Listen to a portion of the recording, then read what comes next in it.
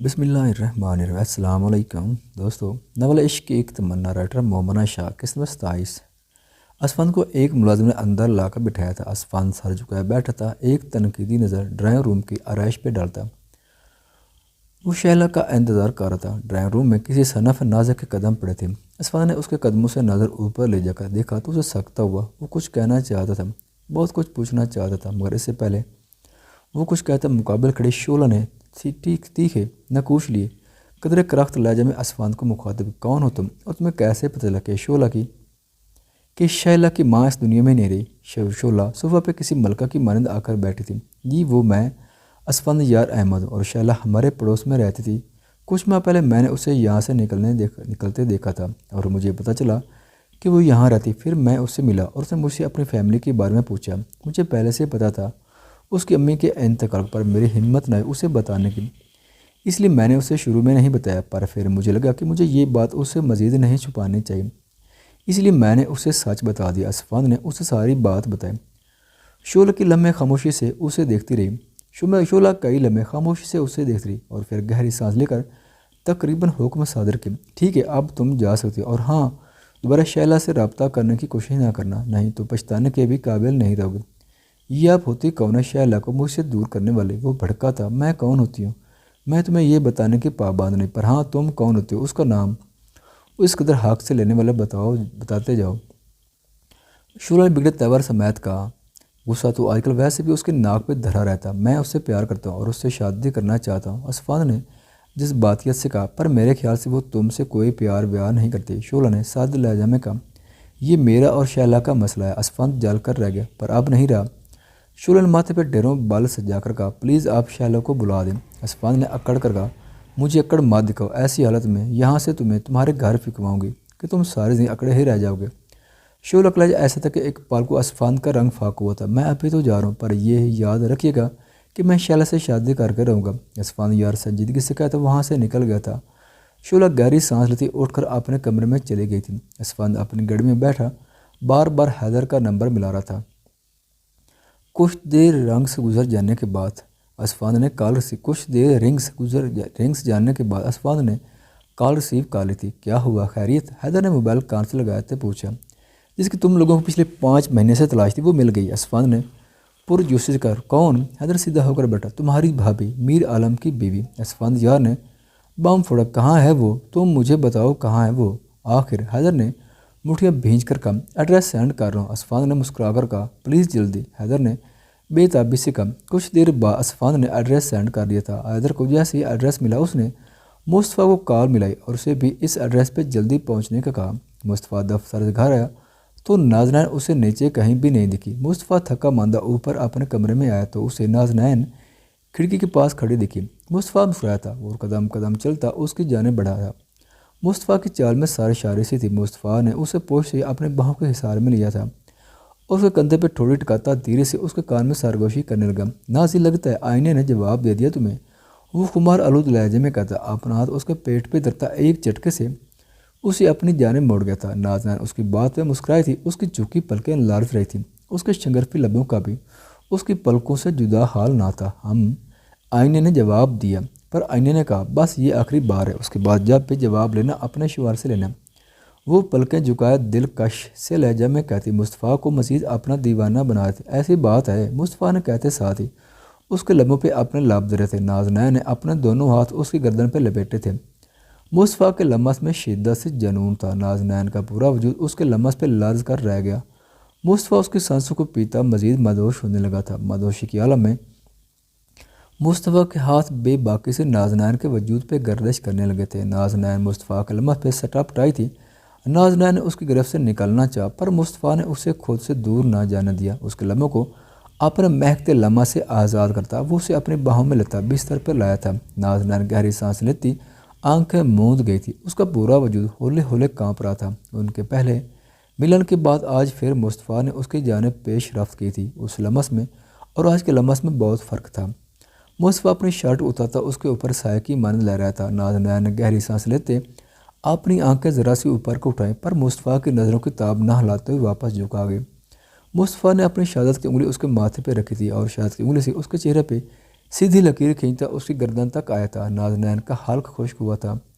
मुस्तफ़ा झुकता उसकी गर्दन पे अपने दांत नरमी से गाड़ गया था। नाज़नैन ने सिसक कर अपना आप मुस्तफ़ा के सीने में ही छुपाया था।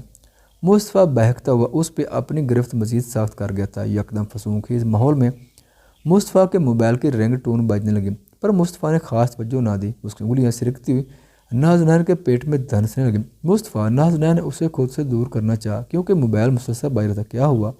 मुस्तफ़ा चिढ़ा था। कॉल आ रही, देख लो, शायद ज़रूरी हो। नाज़नैन झुकी नज़र समेत का, बाद में देख लूँगा, मुस्तफ़ा ने कहते साथ ही उसके होंठों को नरमी से छुआ था। मुस्तफ़ा प्लीज़, नाज़नैन ने मजबूरन उसे आंखें दिखाई। मुस्तफ़ा बाद मज़ा होता उसे दूर हुआ था। मोबाइल उठाकर देखा तो हैदर की कॉल थी। मुस्तफ़ा ने नाज़नैन को एक नज़र तका और कॉल रिसीव की। मुस्तफ़ा, एक एड्रेस सेंड कर रहा हूं, अभी इसी वक्त पहुंचो। हैदर की उजलत भरी आवाज़ सुनकर मुस्तफ़ा भी परेशान हुआ था। खैरियत है? मुस्तफ़ा पीछे बिना ना रह सका। तुम बस पहुंचो। हैदर का अंदाज हुक्मराना था। मुस्तफ़ा महज दिल महसूस कर रह गया था। उसने एक हफ़ास सी नज़र लिए नाज़नैन को तका, जो सीधी बैठ चुकी थी और अपने कपड़े ठीक कर रही थी। यार, मसला क्या है तुम्हारे भाई का? मुस्तफ़ा मुंह बनाकर कहता। नाज़नैन को जिबड़ों से थामकर उसके लबों पर शिद्दत से झुका था। उसकी हरकत पर नाज़नैन के गाल दहक उठे थे। कोई काम होगा, इसलिए बुला रहे हैं तुम्हें। हैदर भाई, जाओ जल्दी आना, नाज़नैन ने लब कुचल कर कहा। मुस्तफ़ा मुँह बनाकर उठा था। नाज़नैन उसके बीड़े मूड देखकर मुस्का कर रह गई थी। यहाँ हम रात के 12 बजे क्या कर रहे हैं, और ये किसका घर है? मुस्तफ़ा के माथे पे बाल नमूदार हुए थे। सब पता चलो आओ, हैदर ने संजीदगी से कहा। मुस्तफ़ा का ख़राब मूड मज़ीद ख़राब हुआ था। जब कुछ बताना नहीं था तो बुलाया क्यों? इतने अच्छे मोमेंट बर्बाद कर दिए। मुस्तफ़ा मान ही मन में बुड़बुड़ाया था। दरवाज़ा खोलो, हैदर ने चौकीदार के सर पर बंदूक तान कर कहा। ओ मड़ा, ये तुम्हारे हाथ में तो बंदूक है, इसमें गोली तो नहीं ना? चौकीदार ने हाथ ऊपर करे खौफजदा लहजे में पूछा। हैदर के माथे पे बाल लाए थे। मुस्तफ़ा ने पहले बंदूक को और फिर हैदर को सदमा की कैफियत में तका था। ओ माय गॉड, ये मुझे वारदात के लिए लेकर आया है। मुस्तफ़ा मान ही मान में गोया हुआ। हाँ, हो सकता है कि ये मुझे वारदात के लिए लाया हो, क्योंकि ये कुछ दिन पहले ही तो बता रहा था कि उसका बिजनेस लॉस में जा रहा है। बेचारा, मुस्तफ़ा के ख्याल उड़ते उड़ते न जाने किस दशा पहुँच गए थे। इसमें गोली भी और ये चले गए भी। दरवाज़ा खोलो, नहीं तो अपनी जान से हाथ धो बैठोगे। हैदर ने बंदूक की नाल चौकीदार के सर पर बजाई थी। चौकीदार खौफजदा होता पीछे होता और दरवाज़ा खोल दिया था। मुस्तफ़ा और हैदर तवील फुर्तली रवेश को पार करते घर के अंदर आए थे। वो घर तो ना था, एक महल था जहाँ गुम होने का खदशा था। चलते चलते मुस्तफ़ा ठनका और रुका। सामने दीवार पर लगी पेंटिंग देख उसके कदम आगे बढ़ने से इनकारी हुए थे। हैदर ने मुड़कर मुस्तफ़ा को देखा, जो उससे बहुत पीछे रह गया था। वो दीवार पर बनी पेंटिंग को न जाने क्यों इस कदर घूर रहा था। हैदर उसे लेने वापस उसके पास आया, पर दीवार पर लगी पेंटिंग देख हैदर भी थमा था। हैदर, अम्मी, मेरी अम्मी की पेंटिंग यहाँ कैसे? मुस्तफ़ा गूंगता है। पता नहीं। ये बात तो हैदर की समझ से भी बाहर थी। कौन हो तुम लोग और अंदर क्या कर रहे हो? अपने पीछे जनाना कड़कदार आवाज़ को दोनों एक साथ मुड़े थे। अब रंग फाक होने की बारी शोलक थी। वो उन दोनों को अपने सामने खड़ा देख लड़खड़ाकर 2 कदम पीछे हुई थी। मुस्तफ़ा का खून खोल उठा था उसे देखकर। कौन है हम? ये तुम पूछ रही हो? अब तुम्हें जेल की सलाखों के पीछे जाने से कोई नहीं रोक सकता। तुमने मेरे भाई को ज़िंदगी और मौत के बीच ला खड़ा किया, और तुम कहती हो हम कौन हैं? हैदर गन उसकी जानिब पॉइंट करता हो रहा था। क्या कह रहे? मुझे नहीं पता, मैंने कुछ नहीं किया। वो हिम्मत मुइतमा करती मुकम्मल एतमाद के साथ गोया है। जब वो साल में पहुँचोगे तो सब पता चल जाएगा। इससे पहले कि हैदर उस पर बंदूक चलाता है, मुस्तफ़ा ने हैदर के हाथ का रुख फ़र्क की जानिब कर दिया।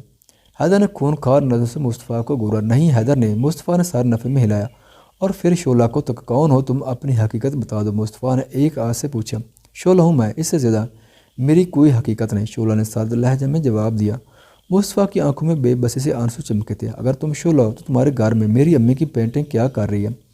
मुस्तफ़ा 2 कदम आ गया था। मुझे नहीं पता, यहाँ बहुत सी लड़कियाँ रहती हैं, शायद तुम्हारी माँ को उनमें से कोई जानता हो।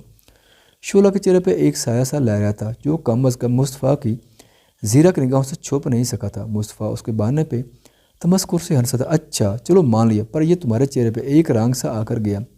उसके बारे में कोई बहाना हो तो बताना ज़रूर। मुस्तफ़ा ने मज़ीद कदम लिए और उसकी आंखों में झांककर मुस्तफसर हुआ। तुम्हारी बातें मुझे बिल्कुल समझ नहीं आ रही। शोला ने अपने खुश्क होते लबों पर ज़बान फिरी थी और अपने गिर्द लिपटी स्याह शाल को अपने गिर्द मज़ीद सेट किया था। बिया प्लीज़ ये ड्रामा बंद करो। मुस्तफ़ा ने उसे कंधे से थमा था। शोला ने एक नज़र अपने कंधे को देखा और फिर वही नज़र सीधा मुस्तफ़ा के चेहरे पे पड़ी। मैं कोई बिया नहीं हूँ, और मैं तो ये नाम बे ज़िंदगी में पहली बार सुन रही हूँ। शोला ने अपने कंधे पे से मुस्तफ़ा का हाथ झटका था। तुम बिया हो اور اس بات سے تم انکار نہیں کر سکتے۔ بیا پلیز مجھ پہ رحم کو، میں ترس گیا ہوں اپنی بہن سے باتیں کرنے کو، اپنے کسی خون کے رشتے کو اپنے پاس محسوس کرنے کو۔ مصطفیٰ کے چہرے سے اس کے کرب کا اندازہ لگایا جا سکتا۔ ہاں ہاں ہاں ہوں بیا، تو نہیں چاہیے مجھے کوئی خون کا رشتہ۔ اپنی زندگی میں کوئی کسی کا نہیں ہوتا، کوئی بھی کسی کا نہیں ہوتا۔ اور تم کیا پوچھنے آئے تھے کہ تمہارے بھائی کو اس سال میں نے پہنچایا؟ تو ہاں میں نے ہی پہنچایا اسے اس سال میں، کہ نہ وہ جی سکتا ہے نہ ہی مر سکتا ہے۔ شعلہ نے چلا کر کہا۔ بیا،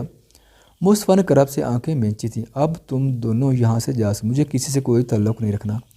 شعلہ نے ہاتھ باندھ کر سرد انداز میں کہا۔ بیا میں کچھ نہیں جانتا، تم ہمارے ساتھ چل رہی ہو، عالم کو تمہاری ضرورت ہے۔ مصطفیٰ نے نرمی سے کہا۔ میں یہاں سے کہیں نہیں جا رہی، اسے میری ضرورت ہے تو میں کیا کروں بتاؤ مجھے۔ مصطفیٰ، ایک وقت تھا جب مجھے بھی اس کی اور تمہاری ضرورت تھی، پر تم دونوں چلے گئے ایک جھوٹی امید دلا کر، وہ سسکی تھی۔ مصطفیٰ نے آگے بڑھ کر اسے سہارا دینا چاہا جب شعلہ نے اپنا ہاتھ اسے روکنے کے لیے حائل کیا۔ مصطفیٰ کے قدم اپنی جگہ جمے۔ پلیز تم دونوں یہاں سے چلے جاؤ، شعلہ نے سنجیدگی سے کہا۔ مصطفیٰ دل برداشتہ ہوتا وہاں سے نکل گیا اور حیدر بھی جاتے جاتے رکا تھا۔ تم ایکسپیکٹ کر رہی ہو بیا؟ حیدر نے ہوا میں اچکا کر پوچھا۔